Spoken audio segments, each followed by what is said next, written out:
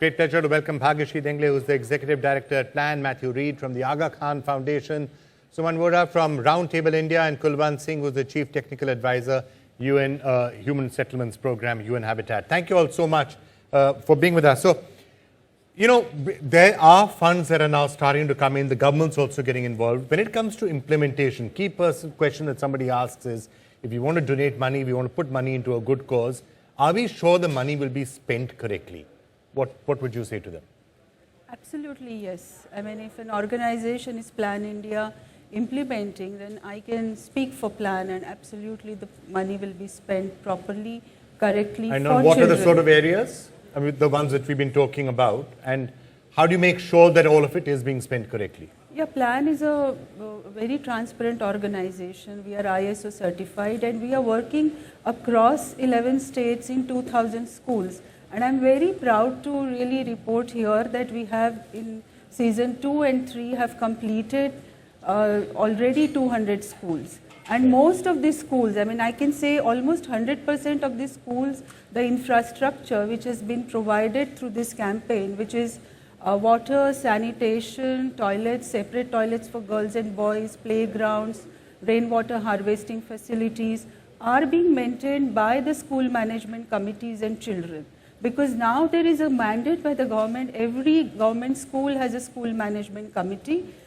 And as an organization, what we do is we capacitate them, we empower them, and we help them take the ownership and accountability for maintaining facilities. What is the most critical facility in government school that collapses very regularly? Collapses, maintenance. I think it's easy to provide infrastructure, but it's very difficult to ensure maintenance, for which it's very important to help people take accountability. In most of the schools where Plan has supported, we have children's parliaments, and it's a very amazing program where children have a prime minister, a water minister, a sanitation minister, and they actually rotate. And we were just seeing that. Mathew, would you agree with that? And we just saw that example from that school that we'd gone to in Rajasthan, where it's the children who are saying we are taking the responsibility for maintaining it. And if that happens, then all the infrastructure that is being built will last. Absolutely. I mean, I think that, from our perspective, what you absolutely have to do is get that community ownership and participation. And that means the school management committee. You have to get kids involved in talking about their needs, because that's the only way that those management committees will understand what's necessary. And then you have to work even at the Gram Panchayat level to make sure that these things are maintained. We want kids' voices to be heard in schools. You know, when you talk about inclusive participation, that's really what we're talking about. They may not be doing the maintenance themselves, but they have to have a voice in that process, and that's what we want to promote. Suman? Yeah. It's just the same system which we follow as well, because the students take charge to make sure that we maintain, and we have our tables going every now and then to see whether we do maintain, and we have systems in place which Roundtable always follow. So that's how we maintain our schools, which we've almost 5,800 schools we have built so far. Right. We also do have, SMS schools now overseas. There's a large number of them, something like 80 schools by now in 4 other countries. So any difference in the way the campaign's done here and abroad? Well, yes, we are working in South Asia in about 5 countries now. That obviously includes Bangladesh, Nepal, Sri Lanka, Bhutan. And very naturally, therefore, the strategy there is very different, which is customized, which is very local. The focus is largely on water sanitation and hygiene, and other elements are really not being highlighted as such. That's the main difference. But they are doing very well in terms of implementation, particularly for the separate toilets for boys and girls. Right. You know, in school, sports is very important.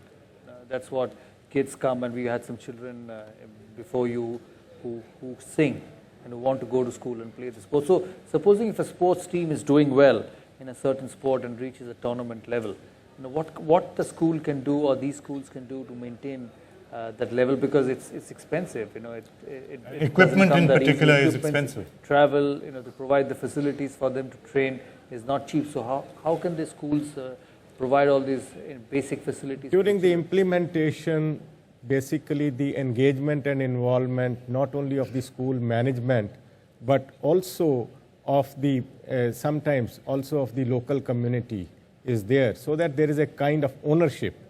And without that ownership, of course, maintenance does become very difficult. And also, certain, I would say that lessons are also in a way given to the children to tell them that this is their property. They have to really ensure that they maintain very well. And I think that ownership actually is now coming, because we realize that, you know, the implementing organizations cannot stay on for a much longer period. Ultimately, it is the school management, school children, communities around, they have to really ensure. Right. Any last quick words on lessons from abroad that we might want to incorporate here in India? I think in India, just like anywhere we work in the world, you have to make schools the anchor of promoting hygiene in communities. So schools can really be a kind of place where the whole community comes together, and that's how you get that long-term support for these kinds of initiatives.